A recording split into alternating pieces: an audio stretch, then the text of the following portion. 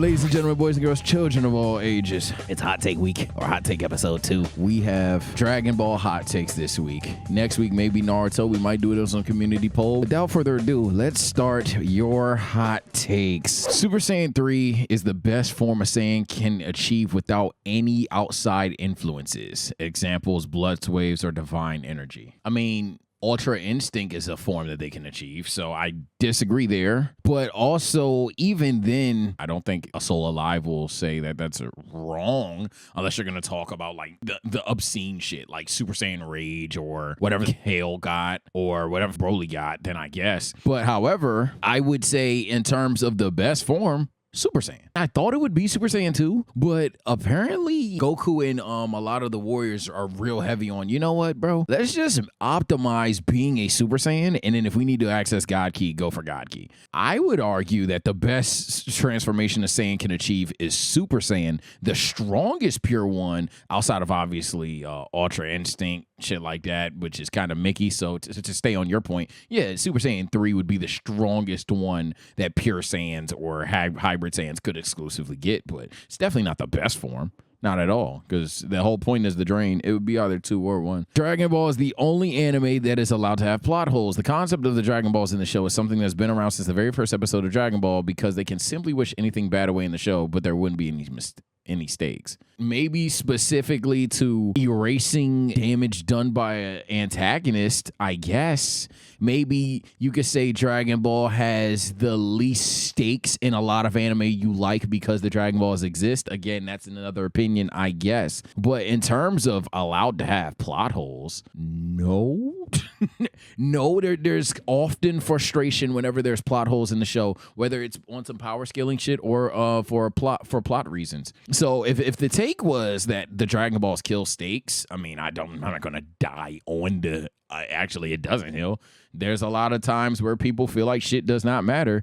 I think that's a little dishonest because, truthfully, if everyone dies, everyone died. Piccolo dies, pretty much the Dragon Balls are gone. So the idea that there's no stakes is always a little Mickey to me, but that's not even what you're saying. The fact that Dragon Ball would be the only anime to be allowed plot holes, I don't agree with that. But if your argument was more so the stakes in Dragon Ball aren't high, I mean, I can see that. I'm not mad at it. I just disagree. The future androids over Boo as villains.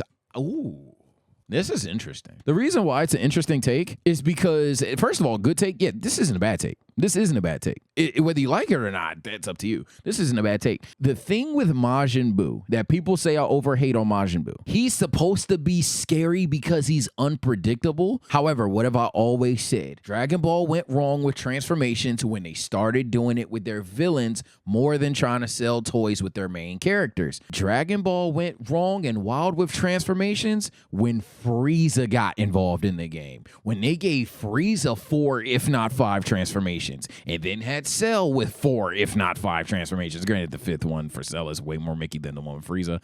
Then now Buu. The problem with Buu specifically is at least Cell and Frieza still stuck to who they were at their core. There were slight character changes in Cell, but not anything significant. With Majin Buu, there are literally, debatably, seriously, there's debatably 6 antagonistic versions of Majin Buu. You have Fat Buu, you have Gray Buu, you have regular Super Buu, you have Buu Tanks, you have Buuhan, and you have Kid Buu. Mind you, Buu Icolo's right there as well, but I would argue that Buu Icolo and Buuhan are like the same. From that standpoint, you have like 6, 7 versions of one antagonist. It's pretty drawn out, and it's hard to buy into him, or at least significantly harder than the future androids, who straight up, and we just had a hot take about it earlier, hey, stakes matter in that verse. If stakes don't matter to you and if you agree with the initial hot take, go for it. Stakes matter in this one. But not to refer to the rage debate, but there's people that literally are theorizing shit just to make sense of it,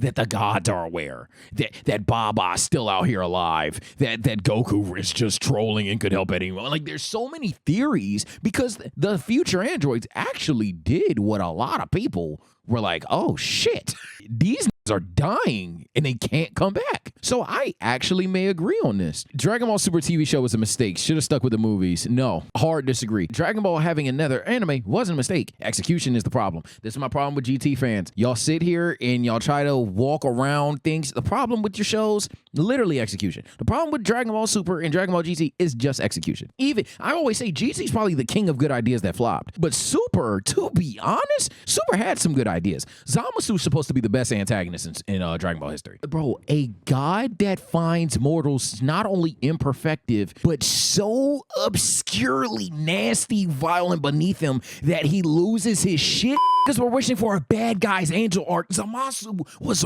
right there, and he had motivations, and he did certain steps that I'm like, holy shit, he's actually on time. And I will never forget when he had the guy that knows everything at fucking gunpoint, and he just didn't ask infinite questions. You had infinite questions with absolute answers. How do you sell the bag, bro? Zamasu just, oh my God, he's so stupid. But that's besides the point. Super has a lot of cool ideas that just flop. Same way that me personally, I feel GT had a lot of cool ideas, even cooler ideas, that just flop harder. But the idea of the show being the mistake was not the case. Bringing back the show following Battle of Gods was clearly the play. It clearly showed that, one, people are still clamoring for your show, and two, the audience will tune in weekly. No business model alive. If you were in charge of Dragon Ball, you wouldn't do it. It's just execution. So hard disagree. Just execution. Namek Saga Frieza destroys all human Z Warriors post Tournament of Power. Oh, that's just not true. What? No. Namek Frieza pulls up on Tien Shinhan. Tien Shinhan goes Shin Kiko Ho, and Frieza evaporates. What are we doing? I wouldn't even argue Tournament of Power. Really? In the Buu Saga, Tien would beat him. And then that's just Tien. I'd argue Krillin was probably a better fighter than Tien. Tien just had more AP.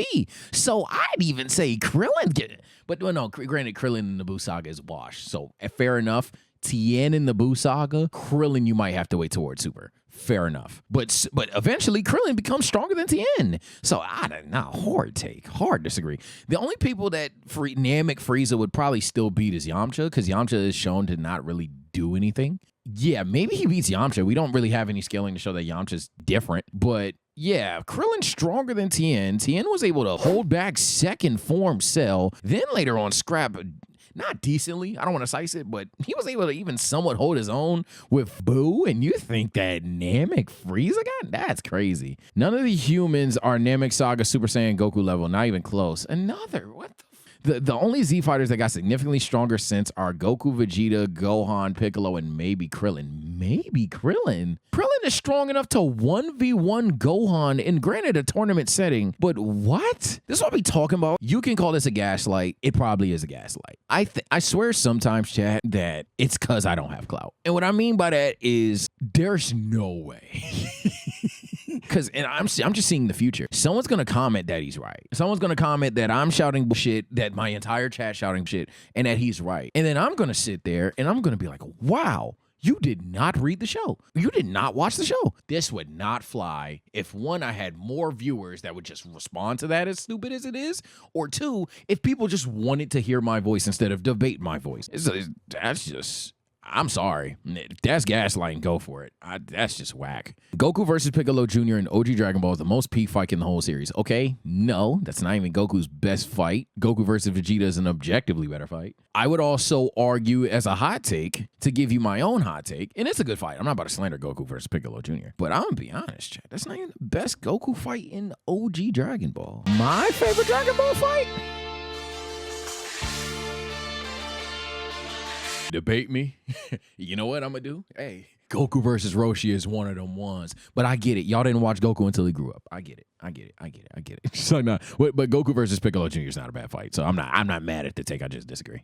Tien is the most underrated character in all of Dragon Ball Z. From the minute Saiyan's touchdown, if given the opportunity, Tien would literally sacrifice his life for the Z fighters like no other. Okay, well, that last sentence is just objectively not true. All the Z fighters at this moment in time were willing to. Even Krillin, while shaking, would sacrifice his life. So this is just literally not true. But in terms of being an underrated character, I mean, you can still argue this because apparently nobody thinks he got stronger since Namek. And That is, I didn't think that was a popular take. So I also argue that while Krillin would beat Tien in a fight, and maybe Krillin is still stronger, the Kiko Ho is one of them ones. The Tri-Beam, there's no reason why Tien was able to hold down Semi-Perfect Cell. To hold down, was it Buikalo or was it Bootanks? There's no reason that he was able to do that shit.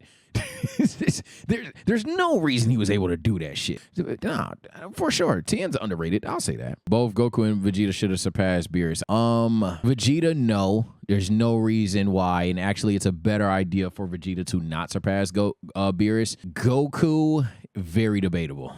I'm not mad at you wanting Goku to have surpassed him, especially the most triggering thing was you could have just not told me how strong Beerus was with the 30%, 10% thing. That's the worst thing that they did, even in the actual series, because by either definition, even if it was 10%, Goku at God form was rivaling 10% of his power, right? Then he goes on to add Blue. Then he goes on to add Kaioken times 10. Now, pardon the out of me, but 10 times 10 is 100 plus any remaining variable of Blue. So even if Blue was just literally a hair dye change and no increase to the power, convincing me that Goku wasn't stronger than Beerus is so crazy to me. Do I think he should surpass him outside of a power scaling thing? Narratively, Tournament of Power, you have a conversation. Tournament of Power, Goku surpassing Beerus while Jiren is stronger than his God of Destruction and two mortals being stronger than their Gods of Destructions would have been cool, especially considering that Beerus doesn't train. Beerus is rather lazy in the anime. I don't know what he does in manga. Vegeta, on the other hand, his whole point was to catch up to Goku, so if Vegeta's stronger as well, that would have been kind of corny. Cell Saga could have been the perfect ending. This is a cold take because a lot of you guys have it. However, I disagree only because a lot of things aren't resolved. So this is kind of like when people say the Naruto could have ended at the Pain arc. Could it? Yes. Realistically, though, do you want zero payoff with Naruto and Sasuke? No. Do I want zero payoff with Vegeta? No. Idea that we're just never going to address Vegeta's fuming hidden rivalry towards Goku ever again is kind of crazy. The idea that we're never even going to see Gohan attempt to be the next guy up again, kind of crazy. I don't like these series should have ended here things. Now, I know this spawns from Toriyama allegedly wanting to end the series here or moving forward with Gohan, so I'm not going to act like I don't know where this is coming from. But ending at the Cell Saga would have been too many stories to tell and narratives that were just done. Yes, you could have ended Naruto. You could have added a Naruto Sasuke fight after the Pain fight. Nah. Nah. You don't know why you couldn't do that? Naruto would have beat the holy shit out of Sasuke. Not. No. Look, Dre, I'm gonna tell you now. Hey, look, you might want to go past 5 Summit, go for it, but add the Summit to it. You do not want that Naruto, fresh off a Pain dub, to just pull up on side. Oh, I promise you don't want that. It'd have been anticlimactic. Or it just would have been like a huge flaw in the series. Gohan should have killed Super Buu, and then the arc should have ended with an actual world tournament between all the characters. I just think there's no way Gohan repeated the same mistake he did with Cell. I'm not gonna lie. I disagree, my boy. And Dwayne, you're my guy. I hard disagree. I see it. I hear you. But nah, I kind of like the flaw of Gohan's early character being the guy is that, he's too arrogant. And yes, he made the mistake as a kid, but he also it was his first time there. So him making that mistake again isn't like egregious. Now, if you were to do it a third time, all right, nah. But considering everything that goes on in the Buu saga with Goku looking for a successor, if it just ends with Gohan touching down and beating Buu, it kind of like ruins the journey for not only Goku's character, but even Gohan's character. Because at that point, Gohan just essentially, powers up via sword pull and then just touches down and wins. It doesn't really help Gohan learn anything. And then it doesn't really help Goku's search for a successor because it's just like, oh, okay, it was always Gohan. He doesn't really do anything. Goku needs to learn that he needs to be on Earth defending Earth, in my opinion. I'm gonna slightly disagree. That's not a bad take, though. That's another one of the takes I just disagree with. Dragon Ball Daima, whatever the fuck it's called, will be as good or better than OG Dragon Ball. Hell no. But I'm optimistic for the series. I think that this is a chance for them to right a lot of wrongs that they had in GT. I think GT showed that they can perfectly execute foreign-ish ideas, even if they're not necessarily canon, because people, as long as Goku is on the screen, but I don't think OG Dragon Ball is where we're gonna start that. I mean, it's a prediction. It's not even a hot take. It's a literal prediction. So we'll see. But I'm not betting on that at all. OG Dragon Ball is arguably peak Dragon Ball. So Chi-Chi's one of the most realistic and misunderstood characters in the entire series and doesn't get enough credit when it comes to raising Gohan during majority of his life. No, that's a bad take. No. People talk about Goku being a bad dad. Look, chat, I'm going to say this right now. Goku has more clout than Chi-Chi. So I'm not pissed that that's the thing that stuck. But if the conversation is between the two, who is the worst? Chi-Chi is an abusive mother. What are we doing? She's much better with Goten. For sure. She's much more grounded with Goten. For sure. With Gohan, she is the embodiment of mental abuse. Like, no matter what he wants to do, just drills home. And granted, I like the idea of, hey, you need to keep your studies up. What I don't like is damn near beating your kid in the process. You're always yelling and screaming at your child. Gun to the back of your head. Name 5 scenes Chi-Chi just smiling. Like, that's the thing. It's just constant negativity in the household, whether it was towards Gohan or Goku. Speaking of or Goku, one thing that's not talked about enough in parenting, the way you treat the other parent involved that your kids can see matters in terms of you being a parent. And I'm sorry, constantly yelling at Goku, hitting the shit out of Goku, gaslighting Goku, all of that shit definitely matters when your 5-year-old son is just sitting there. Oh, okay. Well, damn. They were literally running away, hiding secrets. Like, are you kidding me? She didn't know what to do with a boy who could literally snap her in half. Oh, my God. Goku, at least, one, was concerned about protecting the world and also wanted to spend time with his son in the process. Chi-Chi was concerned about Goku making money and Gohan being in a position to make money. Didn't Chi-Chi call Goten a monster when he first turned to... I swear to God. I'm not going to lie. I'm not Mr. Dragon Ball. I swear to God that happened. Oh. Gosh, Mom, are you okay? Huh? You're a Super Saiyan. I am. Is that bad? Oh, not another monster in the family! Nah, I'm not hearing it. Dragon Ball Z made a mistake when they deviated from the plan of making Gohan the protagonist and giving Goten and Trunks bigger roles, because now Goten and Trunks are a waste of characters, and Goku and Vegeta have become stale. Okay. Literally, I ain't gonna lie, around here, I was like, okay, let's have a conversation. Around here, I was like, okay, I actually agree with this. Everything else, oh, whoa. And you could even argue this is somewhat objectively true. This is criminal. This last sentence is criminal. Okay, first let's start off. Dragon Ball Z made a mistake when they deviated from the plan of making Gohan the protagonist. It's not necessarily the worst thing. Because Goku's successor arc, Goku essentially having this journey of trying to find someone, be the next man up, ultimately to realize that no, he just needs to be with everyone else. And yeah, people argue power of friendship in a lot of animes. Goku is probably the guy for power of friendship. And Goku's my favorite character. If there's one way to slander Goku for being corny or anything, she should be the face of the guy that's the power of friendship. Because that's what the Buu arc is all about. Him learning that his strength is the strength in others, not in his just solo strength. It's a lesson taught again in the Tournament of Power. Hell, it's taught again in pretty much every other arc since then. So nah. I hear you, but I think what they did with Goku was worth it, in my opinion. But I do hear you, because there's a world where Gohan's the protagonist, Goku's basically dead, and it's gonna be cool or whatever. It's gonna be cool. It's gonna be cool. Goten and Trunks bigger roles and become wasted side characters. Now, yes, they deserve bigger roles. And yes, they become in a little bit of waste of characters, but it's not because Gohan's not the protag. I don't know how A plus B equaled F.